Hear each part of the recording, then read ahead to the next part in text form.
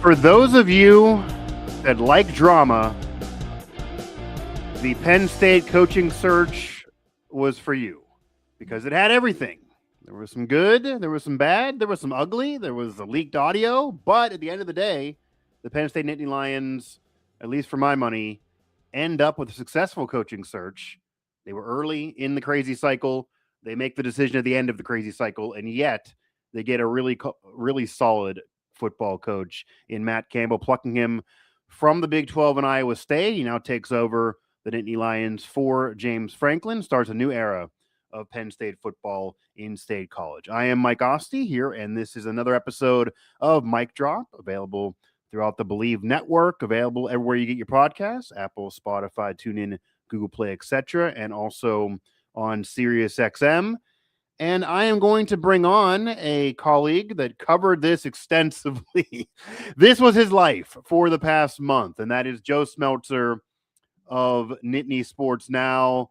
Joe, you can breathe a sigh of relief, I guess, when we kind of knew this was happening for a couple days, but once the official announcement dropped, and that took a few hours after kind of everyone knew it was going to happen, I imagine you had to really wipe some sweat off your brow, maybe run outside and yell and scream and dance around and maybe throw a party. You had to have you pound a few beers since this. I know you had the press conference. We'll get into all of that, but that was one hell of a month for you. It was almost 2 months, actually. I guess so. Yeah. It was, but it was good and bad. For me, our numbers on Nittany Sports Now were the best they've ever been. And I think we had the coaching search to thank for that, and I thank everybody for reading. But also, it got pretty ridiculous by the end of it. You know, when you have all the rumors and the stories coming out, and guys accepting the offer and then deciding to stay put, all of that. It was a mess. But you know, for as much as I think Pat Kraft still deserves some criticism for how this went, because I think there were a lot of problems with the search. If Matt Campbell was successful at Penn State, nobody's going to care that it took 54 days to get him. So, yeah, it was definitely a tough 2 months. For me, it was a very tough 2 months for Pat Kraft and the Penn State administration. But right now, we'll have to see how it plays out on the field and how Matt Campbell is able to adjust the coaching, not just at a school with the expectations that Penn State is going to have, but the competition, right? The Big Ten is a step up from the Big 12. But for now, it definitely looks like Penn State got this one right. That's the nail on the head of how this is going to be evaluated, because this is a different beast. I mean, Matt Campbell elevated a program that was an afterthought for decades, and Penn State now expects the sun, moon, and the stars, and they showed you that by firing a coach who was mostly successful with about a 700 win percentage, had won a Big Ten title just off the CFP, had won major bowl games. People can talk about whether there really were big wins and whether he ever beat anybody that he was supposed to potentially be an underdog to face, and Ohio State and Michigan were a problem. And, you know, we can talk about the schedule and do a whole nother show on James Franklin in that era. But nonetheless, the record is what it is. The resume is what it is. And unless James Franklin totally goes, you know, down with Virginia Tech, he's probably getting in the College Football Hall of Fame someday just off of his win percentage and what he's already accomplished. We will now see if Matt Campbell can match that or exceed it, because also it's pretty clear he needs to exceed it for this to be successful, or he's not going to get 12 years. He's probably not going to get 12 years to try to figure this out that James Franklin did. Again, Joe Smeltzer here, Mike Asti, Mic Drop with Believe and SiriusXM, as we're going to do a show here on the Penn State coaching search. Talked about it a little bit on this show. Obviously, I was helping Joe out and talking to my sources and covering it and writing about it in Yardbark and other places. And we're all over social media, of course. But I kind of wanted to wait in the wings until we had this end to fully unpack this. So, and you answered this a little bit, I guess, on the open. But before we fully get into all the good, bad, and the ugly, how would you, I guess, grade the reception to Matt Campbell? What do you think of the Matt Campbell hire? Matt Campbell's the head coach. No matter what you think of the search or how we got here, Matt Campbell is the head coach. great tenure at Iowa State, but a great tenure at Iowa State. If he does that exact tenure at Penn State, that will not be great by any means, and he won't last that long. And it is a different situation for him. But based on who was left and based on his credentials and what he did at a program without nearly the resources of Penn State, I like the hire. I think it's a good one for Penn State. But how do you feel about it, and how do you think it's being received right now among Penn State fans? Yeah, well, I'll first say, and I wish this was something I had thought of on a Friday or Saturday. But Gene Chizik went 5-19 at Iowa State overall, 2-14 in the Big 12, and got the Auburn head coaching job. That really shows that, having that record at Iowa State not only didn't get him fired, it was something that bigger schools didn't even dismiss. Like, you go 5-19 at Penn State or West Virginia or wherever, you're not getting the Auburn job. Oh, no. The fact that Gene Chizik did that and still got hired at Auburn and ended up winning a national championship. But that really Neil Brown's record's above 500. People forget that. I remember somebody actually went in our group chat and was like, I can't believe the guy has a winning record based on how much he's hated. But if he had that tenure at Iowa State, he would right now be coaching Penn State, or he would have got elevated to that level. Yeah. And that really shows how terrible, Mike, that the Iowa State job and really the program were before Matt Campbell got there. Gene Chizik was 7 years removed from Matt Campbell, and I think Paul Rhodes was next. They won 8 games in 3 seasons. Matt Campbell's first year, they went 3-9. And then after that, 8 winning seasons in the next 9 years, 2 Big 12 championship game appearances, 3 Big 12 Coach of the Year honors for Matt Campbell. That says a lot. And but as you mentioned, now you're dealing with a different beast, not only with fan expectations and athletic department expectations, but with the type of guys you're recruiting. You're going to be recruiting high-end 4-star and 5-star guys. And to go with that, you're getting 4 high-end 4-star, 5-star egos, high-end salary demands, high-end agents, all of that Matt Campbell, I don't want to say he didn't have to deal with at Ohio State, but he didn't have to deal with it as much as he's going to now that he has a $30 million NIL budget, that he has a $17 million staff budget. He's going to be expected to reel in these type of players. And, when you're known as a developmental coach at a developmental school, you don't really have to blend those developmental skills with the high-end 4-star and 5-star talent. Matt Campbell is going to have to blend those, and we'll have to see how he does. But I think based on what now he asked about grading the hire, I was discussing this with my colleague Kyle Golick on Nittany Sports Now's Joe and the Fat Man podcast. Before the Campbell hire, or before the press conference, I gave the hire an A+ or on a curve because of the situation and because Penn State could not have done better, I think, given all the circumstances. Overall, I gave it a B to a B+. I think for this hire to have been an A without a curve, you would have had to have landed a guy like Dan Lanning or Marcus Freeman or Kirk Cignetti. I don't even know if Kalen DeBoer would have been an A because, outside of one great season at Washington, I think Kalen DeBoer's reputation is inflated by the fact that his best year at Washington coincided with Nick Saban's retirement in Alabama. We'll see how that plays out. But that's neither here nor there. I think, where I'm going with this is that I would have given it a B+ without a curve before the press conference, but after hearing Matt Campbell speak, I think this is an A- to an A type of hire because of how this is a guy that really seems to get it when it comes to Penn State. Not only did he mention names like Todd Blackledge and Kyle Brady and, of course, Joe Paterno, he mentioned why these names matter to him. With Todd Blackledge, his father coached against Todd Blackledge in Ohio. That means something to the Campbell family.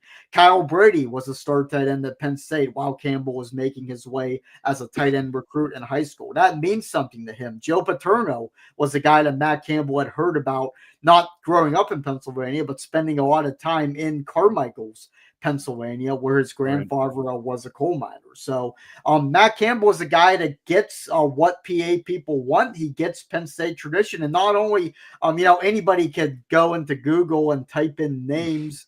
And James Franklin kind of did this at his introductory presser way back when he listed names like Joe Badink and Hugo Biestak and Rip Engel and guys that have coached before him, but he didn't expand as to why that meant something to him. Matt Campbell name names and mention why those names matter to him. And I think, he's going to have to do it in recruiting, and he's going to have to manage higher level of expectations. And he laid out his plan for recruiting, laying out how the 6 to 8 hour radius within State College is going to be huge. Getting guys in the WPIAL, which Terry Smith, keeping him is going to be huge with. And Matt Campbell even mentioned that he has experience with the WPIAL because the WPIAL got a lot of players to Toledo when he was the coach of Toledo. That's going to be huge. Coaching in recruiting in places like New Jersey and Maryland, where Penn State is already familiar, reestablishing those relationships and creating new ones, that's going to be big.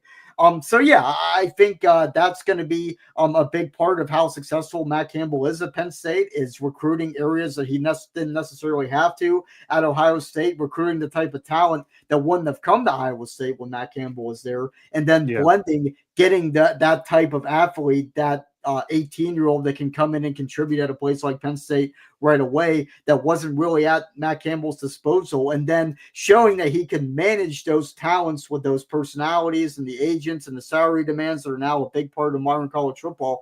That's going to be big. But right now, Mike, I think it's very hard to give Matt Campbell's hire anything harsher than a B+. And I would, after hearing him talk, I would give it an A. Yeah, especially because at the point of announcing it, and obviously they can say what they want on whether or not they first contacted him months ago or that whole process, people have been reporting different things. But when it was officially announced, it was at the end of the line. You mentioned it. A lot of other coaches end up re-upping their deals, and the coaching search, kind of the ugly, bad part of it, I guess, that was an embarrassment for Pat Kraft in a way. Every single time, whether it was confirmed or not, somebody reported, or even there was a fan rumor that a coach was in the running or Penn State was interested in him. It was a good luck Chuck scenario. 24 hours later, that person would get a new contract extension that would be announced. And you know how the media world works, Joe. That almost was like, well, it confirmed that our sources are correct, but they don't have a coach still. Like, that doesn't happen just for nothing. And if it did, and if the sources were wrong and they weren't in the running and yet they got an extension, then you're welcome on a Christmas gift, I guess, from all the media out there. So that was kind of the situation for weeks on end. And then at the end of the day, if you're ranking the new coaching hires of all of these openings, most chaotic December and November of coaching openings in the history of the sport, really, I don't think Penn State hiring Matt Campbell is at the bottom. We can debate whether it's at the top, but I could argue because of the fit, because of what he did, because people can say it's a lower level than Penn State, and Iowa State certainly is, but they got a Power 4 coach. They didn't elevate somebody from the G5 level like, say, Oklahoma State did in the Big 12. There's history behind Oklahoma State. They have money. They've been underachieving in the Big 12. They're not in the Big 10, but in the Big 12. And they ended up getting somebody from North Texas that elevates up. Now Neil Brown's predecessor. Penn State got a Power 4 coach that has been at the Power 4 level for a long time and winning there. And, of course, one of the annoyances of the fan reaction when he got first announced was kind of calling him the Big 12 James Franklin and comparing their overall records and win-loss records and all of that. And that's just all kinds of ridiculous, because not only is he not the Big 12 James Franklin, you actually could argue, Joe, that he had more quote unquote bigger wins because he was the underdog in a lot of those games and did have some ranked victories during his tenure. But separate from that, to do what he did at Iowa State is way more difficult than to do what James Franklin did at Penn State. And it's not to say Penn State is not hard to win at and James Franklin doesn't get any credit, but Iowa State was nothing. James Franklin and Penn State were getting criticized for not having won a conference title since 2016. Iowa State's last conference title of any kind in any era is 1912 when the Titanic went down. So to even be in the conversation and even near the game and having Coach of the Year honors, Matt Campbell certainly deserves credit for that. So it is an A for me as well. Now, what have you gauged from the fan perception, though? Again, I talked about fans comparing him to James Franklin. How do you feel this is being perceived now on the heels of the press conference that you attended? Do you feel, I guess, win any of the naysayers over? People that were upset because they didn't get Urban Meyer or Kurt Zanetti, they wanted those guys or nothing. Do you think he did anything to win any of those guys over, or he just needs to show up and win games, or they're not going to be happy? Yeah, well, at the end of the day, if he doesn't win, none of this is going to matter, right? But I think Penn State fans were so worn down by this coaching search. It got to the point where when it looked like Kalani Sitake was going to be the guy for that hot second, people were getting excited about that, even though that would not have been, I don't think, a fit at all. But, a guy like Campbell, where going back to when James Franklin was fired October 12th by October 13th, one of my colleagues, Mike Portman of statecollege.com, tweeted or wrote an initial candidates article, and he had Matt Campbell near the top of his list. And that shows that this was a guy that people were talking about. He was never really a favorite until the last minute. He was never somebody that I don't think realistically people thought Penn State was going to get until the last minute, but his name was out there, and Matt Campbell has been talked about for years in these coaching carousels, not only at the college level, but at the NFL level. Yeah, he turned down jobs. I mean, him and the AD cycle confirmed that. Yeah. One NFL coaching cycle, he had interest from 6 different teams. Now, that doesn't mean that 6 teams were offering him to be the head coach, but that shows what this guy's reputation is. So I think the combination of Penn State fans just wanting a coach, like any coach at that point, and Campbell's credentials, and made it it made it very hard for people to be too negative. And I think at the press conference, anybody who was negative probably felt a lot better. And anybody who was already excited is even more excited because Matt Campbell absolutely knocked it out of the park. And as far as the James Franklin comparisons go, I do get it because, a lot of the praise for Matt Campbell getting hired at Penn State is kind of similar to what we heard when James Franklin got hired from Vanderbilt. It's like, Vanderbilt was absolutely nothing. And then this guy came in and he won and he's going to have more resources now. And it's going to be great. It's going to be the best. But I think Matt Campbell and James Franklin are different in that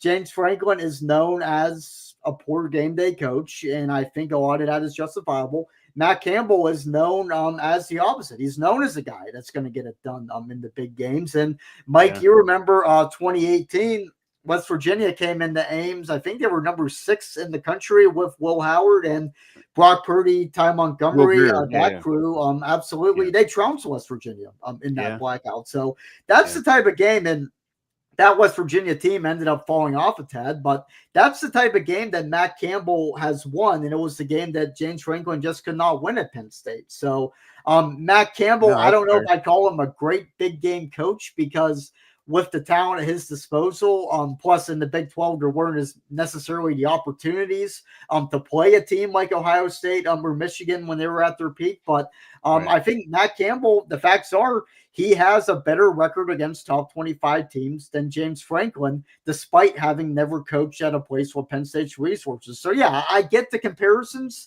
but I think, just because a guy built the program from the ground up doesn't necessarily make him James Franklin. So I think these two are very different. And I think, the combination of Penn State fans just wanting any coach and, Matt Campbell being a guy who has been well respected in the coaching circle, I think people are very excited about this and even more excited after listening to Matt Campbell talk for the first time as Penn State's head coach.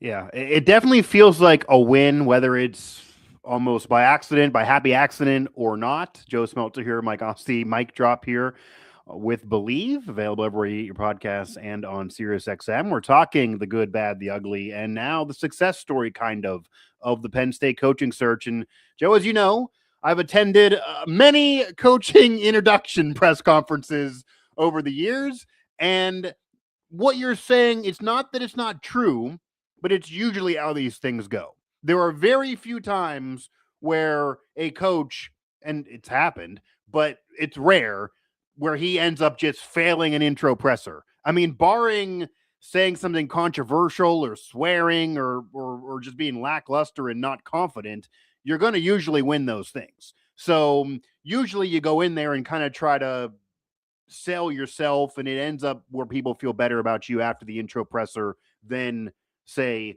going in, especially when maybe it's a controversial hire. That is pretty common. I do think Matt Campbell did a great job. I watched it too. I do think that he blended I'm a great coach in with I'm also a great guy. So he provided people something to root for. Like I'm sure people are thinking, of all ages, a Penn State grandma's probably thinking now, I want this guy to have success, even if they hadn't heard of him before. So I think that's all good.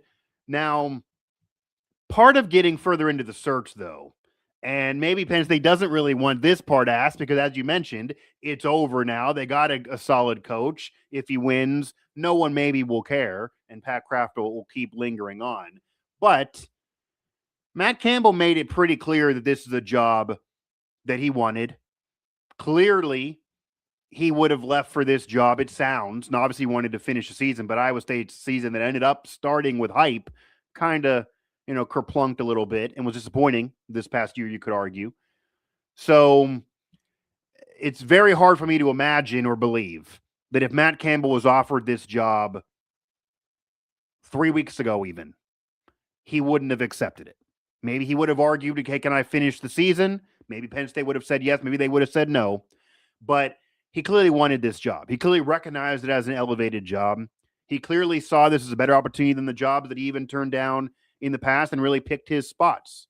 And he was at Iowa. Another difference of him and James Franklin. James Franklin was at Vanderbilt, 3 years and had their greatest success in 100 years. He was at Iowa State a long freaking time. He bought his time and turned down other jobs.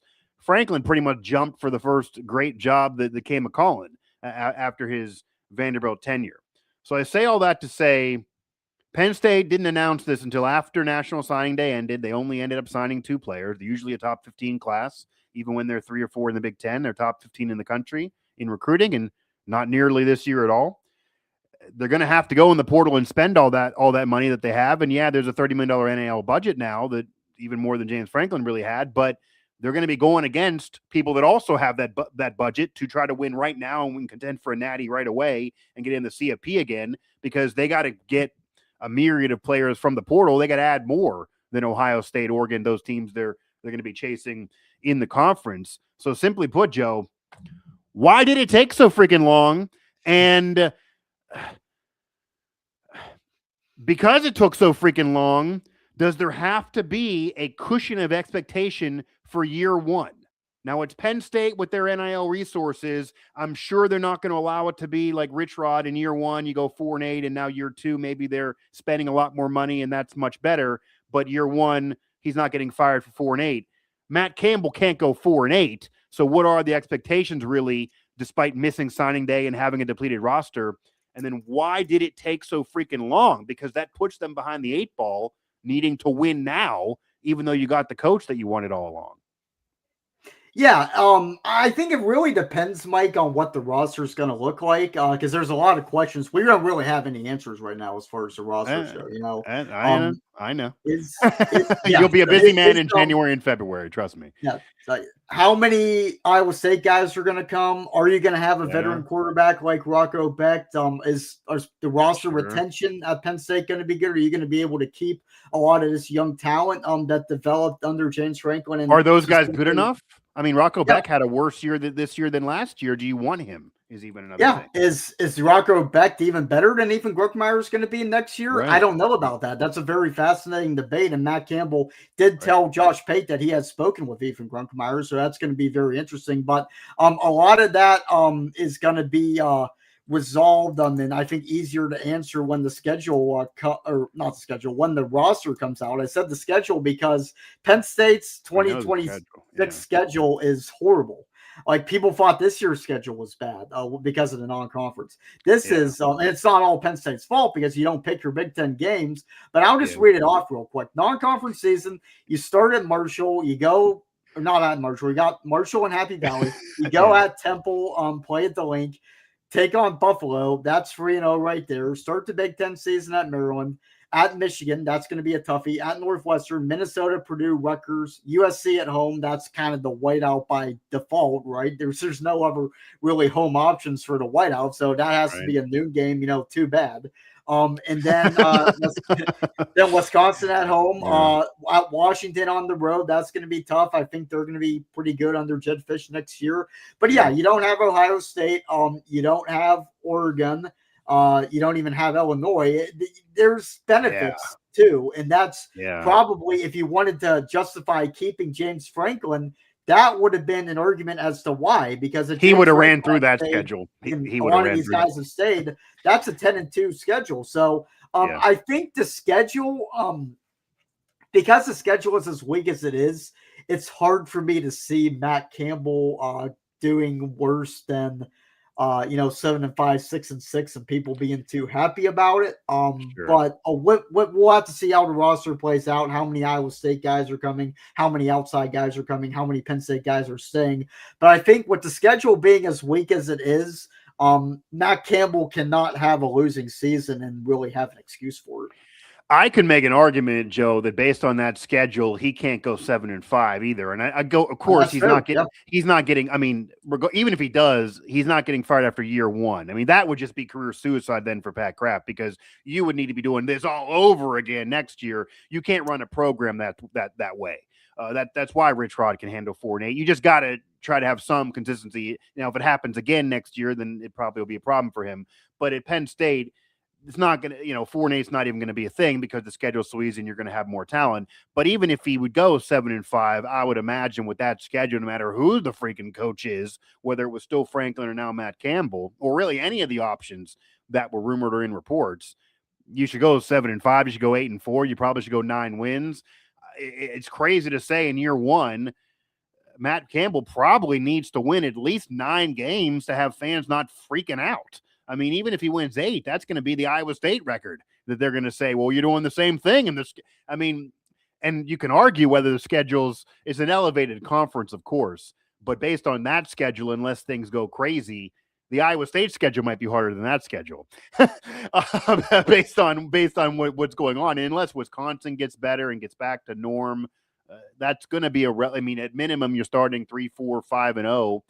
And Penn State, unlike Iowa State, maybe, where you're coming from the dark ages, as we know, even this year with Franklin at Penn State, even when you play nobody, they're going to end up probably being a top team, maybe in the preseason top 25 if they do work in the transfer portal, and they're going to get the benefit of the doubt if they're winning and get ranked, even if they're not playing anybody. So he just kind of has to hold serve for a while and then win those big games. But of course, as you know also, Joe, if they would end up having 10 or 11 wins, but lose that USC game, and USC is not more than what they've been in recent years, fans would still be upset about that, because that's the James Franklin thing, that you can win all these games you're favored in, but you got to win games maybe that are swing games, or maybe actually, do more in the conference beyond being the third or fourth best team, win quote unquote big games that some don't even give them credit for the playoff win because they were favored, etc. Joe Smeltzer here, Mike Asti, Mike Drop on Believe and SiriusXM talking the Penn State coaching search.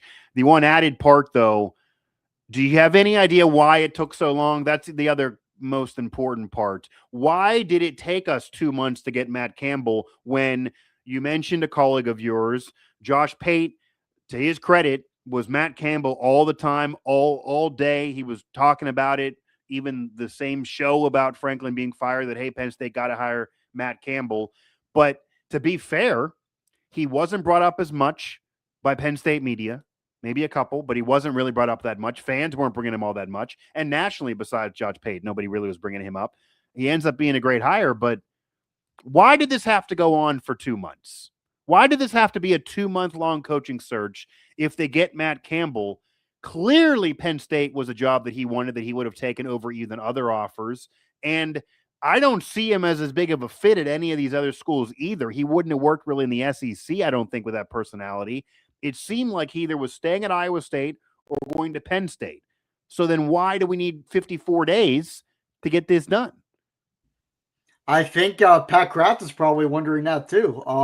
Yeah, I would have to say that if I had to guess as to what happened, it was reported by Matt Fortuna that Penn State was interested in Matt Campbell at the beginning. Got a bad phone number from a prior agent, and the agent told him information that ended up being inaccurate. And I think after that, Penn State kind of just moved on for a little bit, right?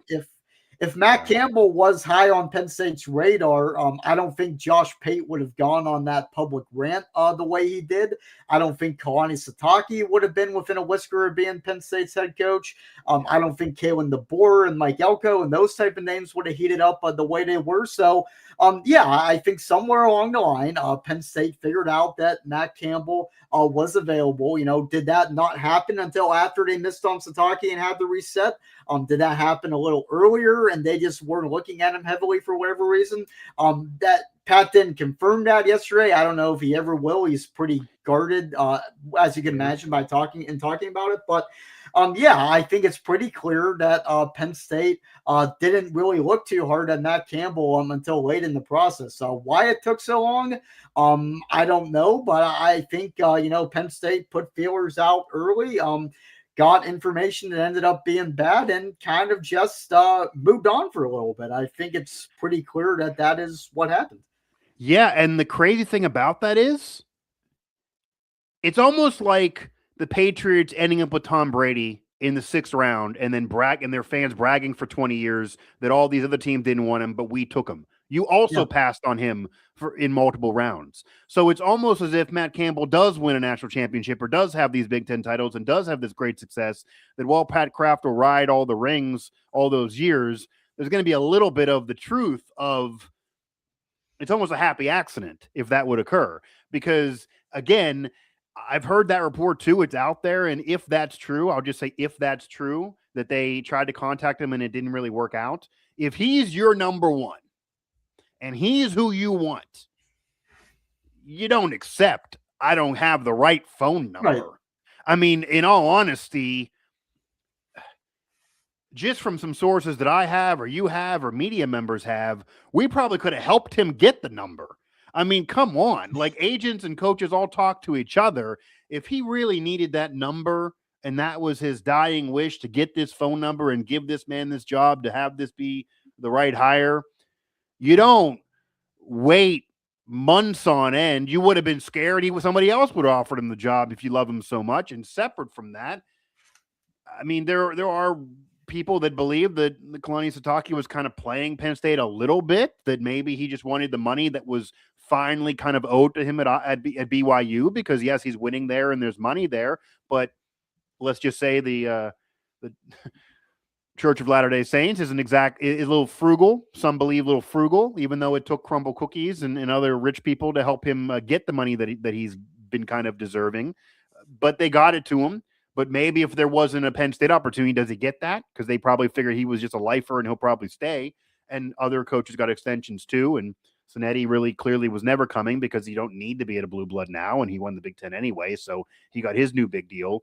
But again, if you really wanted Matt Campbell, you could have had Matt Campbell 53, 54 days ago. You didn't need to wait this long. It really does feel that way. So that does take the excuse away that next year, if they only go 8-4 and they sit there and say, well, we believe in him still, he's still a great coach, Matt and Kraft have the presser and say, well, yeah, but we couldn't do anything on National Signing Day. We didn't announce it until late. We have tons of money, but we're still below Ohio State in money. So we'll do it next year. Just give us some time. You know, there might be a little bit of a pushback of, it didn't have to be this way, guys. You could have had this happen 3 weeks earlier and then been a part of signing day and then got some players during signing day. So we'll see the result, but as you mentioned, they may all luck out because this schedule's even easier than this year. And if they run through the schedule, they're clearly going to be in the CFP, even if they don't win the Big Ten. The committee's going to put them there, and winning's more important sometimes than who you play. That's proven. So they have the benefit of a really easy schedule moving forward. Joe Smeltzer, Mike Asti here, talking the Penn State coaching search on Mic Drop, I believe, and Sirius XM. Now, was there anything else that Matt Campbell said or anything else that you've even learned throughout this coaching search that you haven't put out there yet in writing or anywhere, or anything you need fans to understand, or anything else that you want to get off your chest on this coaching search? I might have another James Franklin question before we wrap things up, but what else is there to still discuss on this freaking coaching search that now is over, and Matt Campbell is the guy. Well, I think a big takeaway, and part of this is public information, but I think Matt Campbell, if he wins at Penn State, he's going to be there for the rest of his career.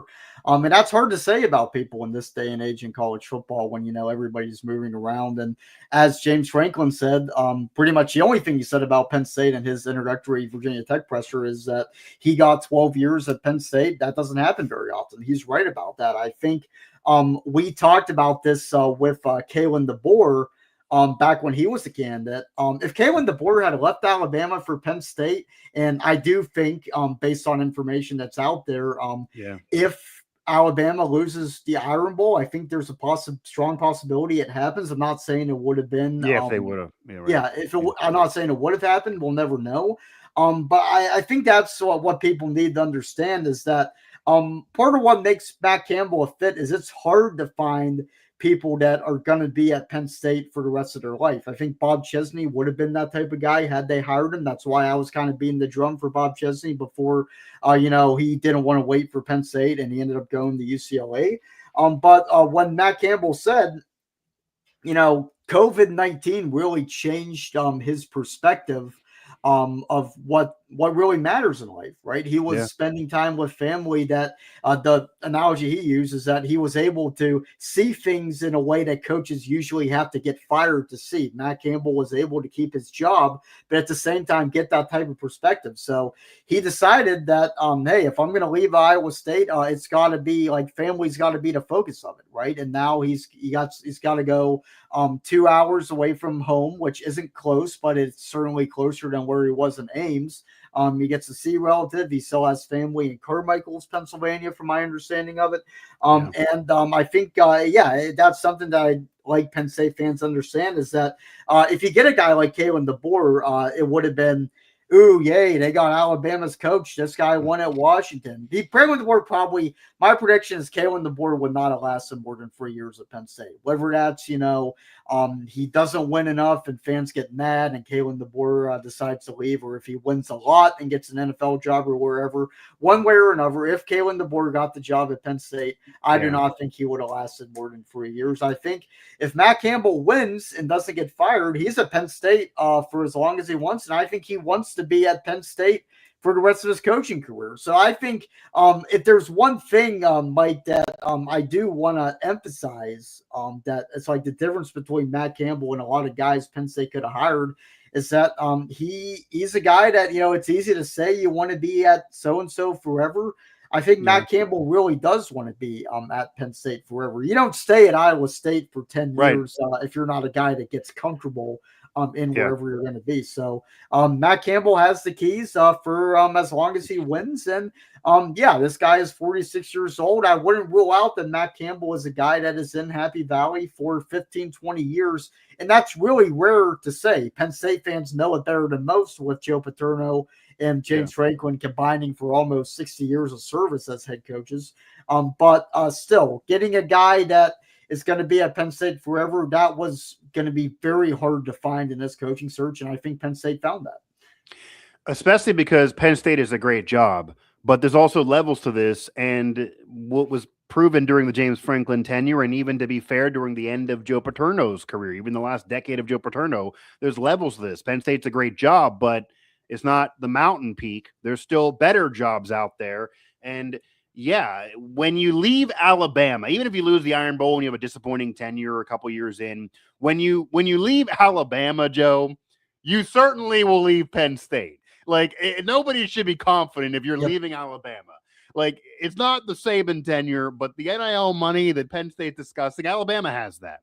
The facilities Penn State discussing, Alabama has that. The TV contract, Alabama has that. They're in one of the top two conferences. Alabama has that. ESPN is going to push them even more if they have, clearly. If they lose, they still get in the CFP. They get the benefit of the doubt. Penn State maybe could argue that. They did it under Franklin a couple years ago, but so does Alabama. So to leave Bama, where it almost feels like that Saban set you up in a way that even if you just go 10-2, you're getting in the CFP, and then you're at least vying for a playoff and a championship every single year, even if you get upset like they had this year. It's impossible to leave that for Penn State. And clearly Kraft was not going to allow this next guy to come in and be there for 10 years if they're not winning, and the pressure might even be ratcheted up to the level of Bama right now with this championship or bust manifesto from Kraft. So to leave that and go to Penn State, I always thought that was weird, that he's not a bad coach necessarily. What he did at Washington was impressive, but if he was choosing to leave to go to Penn State, that would have made me uncomfortable. It just, that right there. And it shows he's a guy that can't really be satisfied, right? If you're not happy at Alabama, then I understand, like, it's not all glamour. Right. Like, there's a lot of pressure there, but it's Alabama still. So, but there's also pressure at Penn State. It's not like you're Lane Kiffin, who obviously leaves jobs and, you know, people call him names. And I've criticized the whole way he handled the Ole Miss and LSU situation too. But at least when you're leaving Ole Miss for LSU, it's clearly LSU is a better job. Penn State, Alabama is a debatable issue. You could argue Alabama's still a better job. So you're going down jobs, or you're going lateral jobs. It's not even the same thing. That just would have been weird. And Matt Campbell, clearly by turning down NFL opportunities and turning down other jobs that we don't know officially who they are, but he was in rumors reporting of the NFL jobs that you mentioned. And Joe, I mean, his athletic director confirmed that he was flat out offered jobs that he turned down over that decade. So that tells you that he's loyal. He's 46, so his family, he has kids. He doesn't want to up and move them across the country every couple years. Like, I would imagine that if he's not at Penn State 5 years from now, he got fired because he's doing 8-4 and they want more at Penn State. I don't think he's choosing to leave. If he's giving you the James Franklin tenure, but they haven't won a natty and they're still getting close, I don't think he's choosing to leave. Maybe they would eventually part ways, but I don't think he's choosing to leave. So I think that's a big deal in him sticking around. Joe Smeltzer, Mike Asti here, mic drop with Believe in Sirius XM. The other end of this that I got to get to, and then I'm going to ask a funny question involving James Franklin here. But Terry Smith is still on this staff. There were people throughout this whole freaking time that wanted Terry Smith to ascend to be the head coach, to be the full-time guy, was the interim. 500 ball is an interim. Big win, rough losses, had a while to get it going. Rough final game there against Rutgers, certainly defensively. Known in the Western PA area, great high school coach, great recruiter, but he gets a lot of credit for those recruiting classes that James Franklin also was a major part of, and that's the question. Can Campbell recruit like Franklin, even if he's a better in-game coach? But Terry Smith does not have the high-level head coaching experience that even Matt Campbell would. And people were freaking out, how are you going to recruit if you don't have him? Well, he's still there, and he's getting paid almost as if he would be a head coach at other places to stay. What was said, and how did they convince Terry Smith to stay from your perspective? How big of a deal is that? How long-term do you see that being? Or do you see maybe if this goes well, that Terry Smith becomes somebody that gets offered jobs and then he is gone? What's the Terry Smith of it all for you? Because that's now kind of been the underrated part of this, but you didn't need to ascend him to be the head coach because you keep him while giving somebody else who's more experienced. I mean, I was on your Joe and the Fat Man show talking about this could be the Bill Stewart thing. Don't get too emotional. And, maybe there's a ceiling for what he could do. You get too emotional and it could be rough and he could be hated in the place that he loves.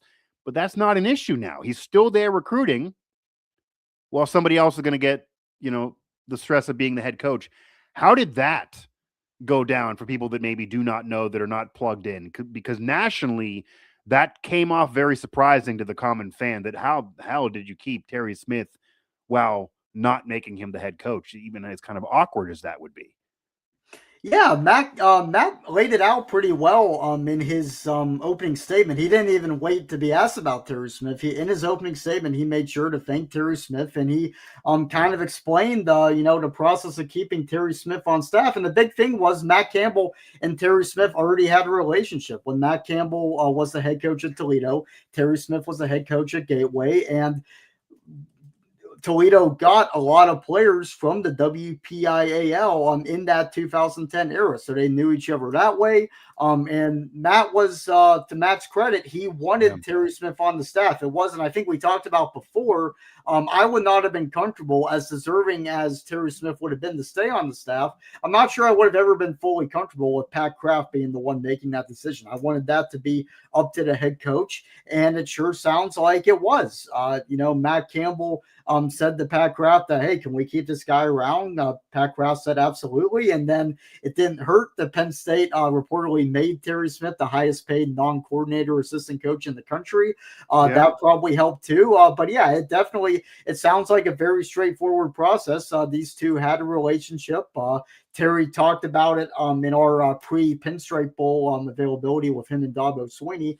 He talked about how he sees Matt Campbell as a blue-collar guy. The two have common ground, with Terry obviously being from Western Pennsylvania and Matt Campbell spending a lot of time in Western Pennsylvania growing up in Carmichael. So it seemed natural, the combination of Matt Campbell knowing Terry Smith, the two having common ground personally and in coaching, and with Terry Smith's love of Penn State, that this would have been a fit. And I think the fact that it only took about an hour from Matt Campbell's hiring being made official for Terry Smith for it to be announced, Archery Center broke that he was sticking around.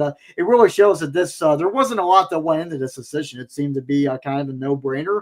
As for the future of Terry Smith, does he want to be a head coach? I don't know. I think it's really hard to say. I think he's shown that he can do it. His name is a big name in the coaching world now because of what he was able to do with Penn State, because of all his players wanting him to get the full-time head coaching job. I think his name is going to be out there when future opportunities come up, with which, you're not going to have a carousel like this for a long time, right? There's going to be a lot of first-year coaches next year, and that means there's not going to be a lot of opportunities next year. And we'll see what happens after that. Terry is 56 years old. He's never been a coordinator before. Those are both probably strikes against him, but Curt Cignetti was in his 60s when he got the Indiana job. So I'm not saying that anybody's going to be Curt Cignetti, but sometimes age is but a number. So I think the opportunities will still be there for Terry to be a head coach if he wants it. Whether that's a Power 4 Group of 5 job, who knows? That remains to be seen. But I think Terry made a statement in his time as Penn State's interim head coach, and he could help himself with a win in the Pinstripe Bowl too. 100%. I mean, Terry Smith deserves a lot of credit for even the way he's handled this, and it was a really rough situation. And forget the win-loss record, just the way that he was able to galvanize a team. And honestly, Joe, from what we've both heard about why this season went so poorly and how we got here with the season opened up with people thinking they were going to go undefeated, have the greatest year in program history, as insane as that sounds, overall wins, all that, national championship, certainly CFP. And then you end up firing a guy in October that had been there forever. You're losing to bad teams, not even just losing the Ohio State game. You're losing to bad teams. And it ends up being one of the worst years in recent memory. How that happened, from what a lot of that we've heard, is the players maybe weren't as bought in initially, or they kind of got arrogant, or they kind of got lazy, or they kind of weren't giving it full go early on, or they maybe thought this easy beginning schedule they can sleep through. They weren't playing well despite winning those games. And then you get into conference play and they start losing, and road trips kill them. And when Terry Smith took over, it did eventually kick into gear where the players started giving a damn. And honestly, when you have your head coach that recruited you get fired, you don't know who's going to be the coach. Those kids are on social media. If we know how much this is a mess, they know how much this is a mess. They may know even more than we know with sources. And yet they turn around on Saturday and played hard for Terry Smith, despite knowing all this and speaking out, even in some regard. So that has to be credit to Terry Smith. Has to be. You have to put that on him to get them to even play hard. I think it would have been a mistake to make him the head coach, even though the emotions would have been there. I do think it would have been comparable to the Bill Stewart tenure at WVU when they did that after Rich Rod left after the 07 season. He had 3 straight 9-win years, but it just wasn't the peak of his predecessor. And as we talked about on your show, Joe, when I was on, even the guy that followed him had greater success. It wasn't bad, but that middle period, it just was and the pressure was too much ratcheted up, and I don't know if he was really ready for that. And it didn't provide the jolt of energy the fans wanted after just kind of being left at the altar. That maybe would have been the vibe here, even though there were a lot that wanted Terry Smith, but it might have quickly been the vibe if he started losing some games or had 8-4 seasons, or even if he won, who knows? But I don't know if he really was ready for it. It would have been an emotional hire. Instead, they get a great coach nonetheless, and they still have him. So maybe he doesn't care about being a head coach. Not only this, but there were other jobs that, like, if I was Memphis, I think I would have hired him over Huff. Huff's been a head coach at lower levels. Guy. Yeah, I mean, he's been a head coach at lower levels. Clearly, he's up for leaving jobs. He leaves jobs, pretty much every year. So clearly, he's down for leaving. But I don't know. Obviously, he wasn't at Penn State's level.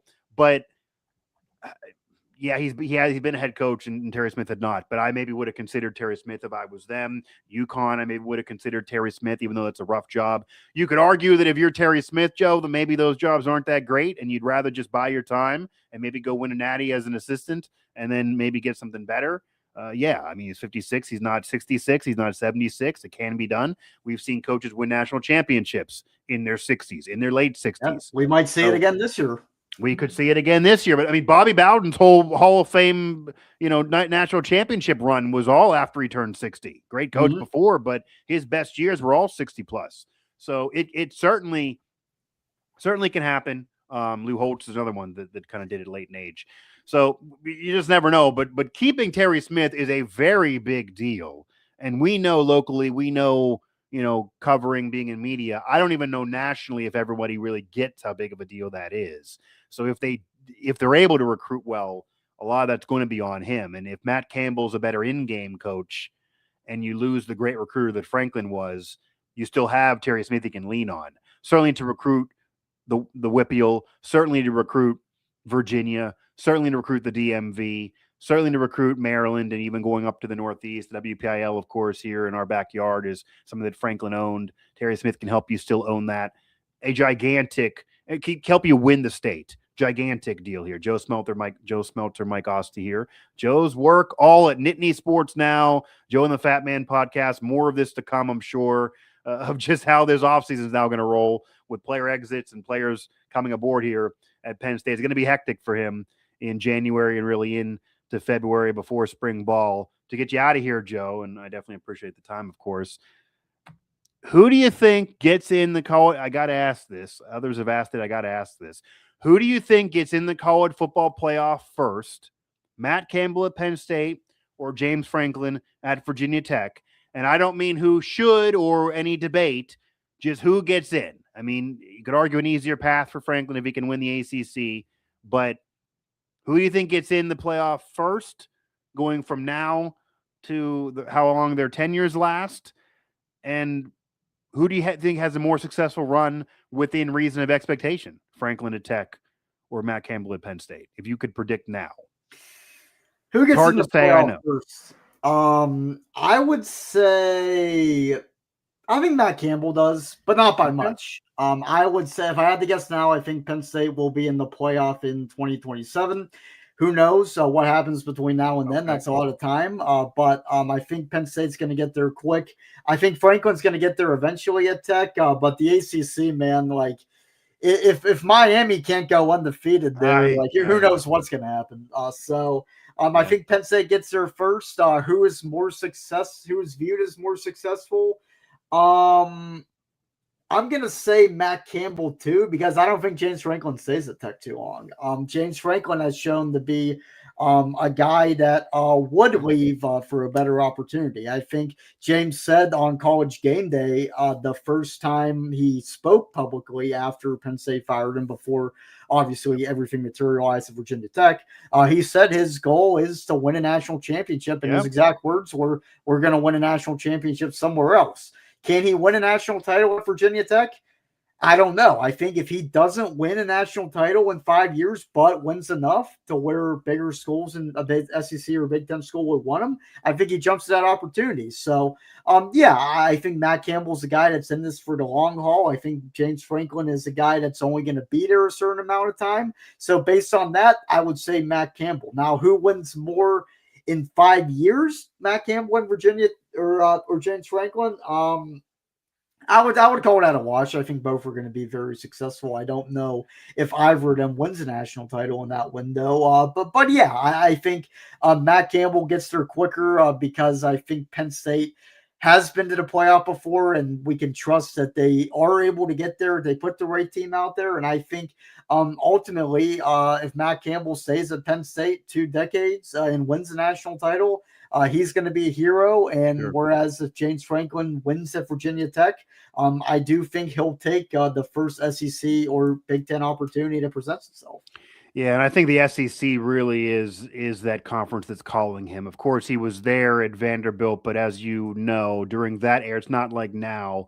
When he was there at Vanderbilt, he knew he was there to get a better job and to elevate that program, but he had a 0% chance of winning a national championship at Vanderbilt when he was there. Of course, now Vandy could argue having a chance because it's a different era and they were close to the playoff this year. But back then, he had to elevate from 100 years of being so bad. And it was so stacked with the conference rattling off national titles year in and year out with blue bloods. But if he gets a SEC blue blood to call, not Vandy, but if, say, DeBoer would lose real bad in the playoff and then say the next year they don't get in and say Franklin gets Virginia Tech in the ACC title game, which obviously is very much in play because Duke got in there with 5 freaking losses. Like the only advantage I think of arguing him is, yes, you can get in at Penn State without winning the conference. There can be 3 or 4 Big Ten teams in, and if they expand the field, likely even more. So 10-2 in the Big Ten with an easy schedule probably gets you in, even if you're not in Indianapolis playing for the Big Ten title. But it's possible with James Franklin's recruiting acumen that he could start being a top 2 or 3 team in the ACC pretty quick. I mean, the conference is not stacked. If Dabo Swinney might bring Clemson back, but maybe he won't. Miami always drops games.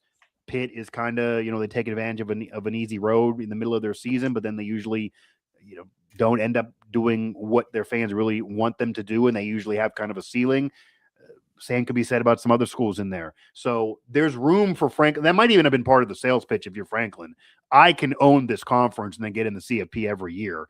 It's much easier to do that than in the Big Ten at Penn State. But I would imagine that if an SEC blue blood, like a Bama would call, or if Lane Kiffin leaves LSU for an NFL job in 3 years, then LSU would call with those. I mean, how could he say no to those jobs for Virginia Tech? Even with what they're now investing, that's still not to the level that he would want. And you know this too. He always would throw subtle complaints about facilities or other things that he didn't. Penn State invested, but he didn't think they invested enough to win a national championship for a lot of that period of time. Even back then, they're investing more than Virginia Tech ever could invest. So, we'll see if he doesn't start getting sick of it. I mean, maybe he's going to start getting annoyed at Virginia Tech. Maybe we looking elsewhere. But I'm sure he'll have success there. I wouldn't be shocked if he goes ahead and wins 8 games there. I'd imagine if he does that, he's God there because it's been a while since Beamer for them to be that. They've been rough for a decade plus, really. But and now he has his predecessor as his defensive coordinator, as kind of a weird as that is. So if you could have a more awkward scenario than Terry Smith and Matt Campbell working together and Terry Smith staying, then that's Brent Pryde coming back to Virginia Tech to work under Franklin, even though they also know each other. That's kind of weird as well. But the reason why I had to ask it, I think you and I both know that James Franklin and Matt Campbell, fair or not, are going to be compared to each other by Penn State fans for at least the next 3 or 4 years. Yep. And if Franklin would win the ACC and get in the playoff, even if it's an easier conference, an easier schedule, Penn State fans are going to be rooting against this man and be secretly pretty upset. So there's pressure on Campbell too. He can't sit around if that would occur and say, well, they want an easier conference, so it's not fair to compare. Penn State fans aren't going to want to hear that. They're going to say, I'm watching him in the playoff and you're at home. Fix that. Like that's going to be the situation. So we will see what happens, but it's going to be very, very interesting. And we'll see how many more crumble cookie boxes that James Franklin can enjoy and how much more he celebrates through this offseason. And we will even see if James Franklin and Matt Campbell compete on the recruiting trail. Virginia Tech rumored to be investing more. Obviously, Penn State always recruits well and always invests.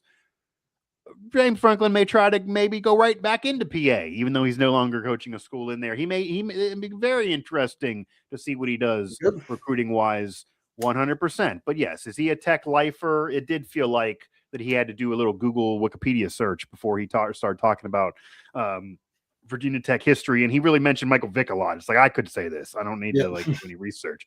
It was all Michael Vick and Enter Sandman. So Bud Foster and Frank Beamer too.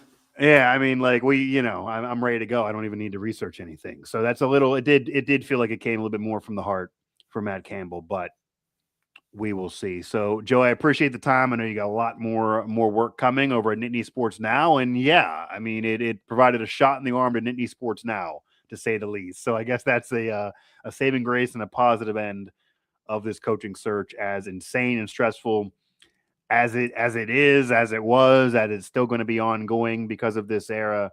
And, we will see what happens with the roster, and maybe if Penn State has any interest in a former West Virginia running back that's from the state and wanted to be recruited there at one point, but they didn't really want him. So we'll see if that ends up being the situation. Joe Smeltzer, I appreciate it, man. Nittany Sports Now. All right. Thanks, Mike.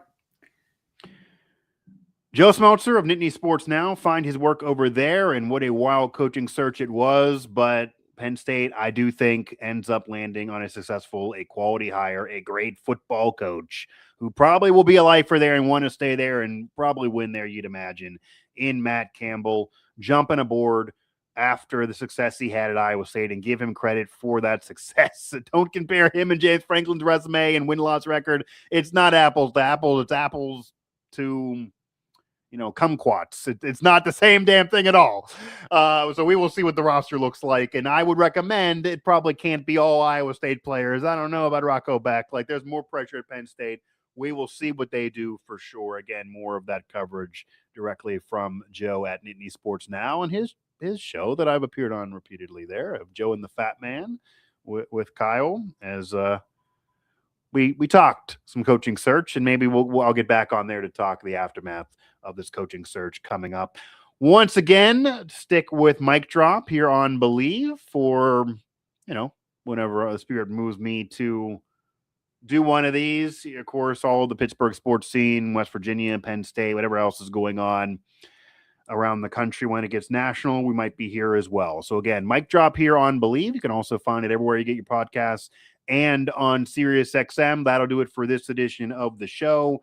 Penn State gets the win.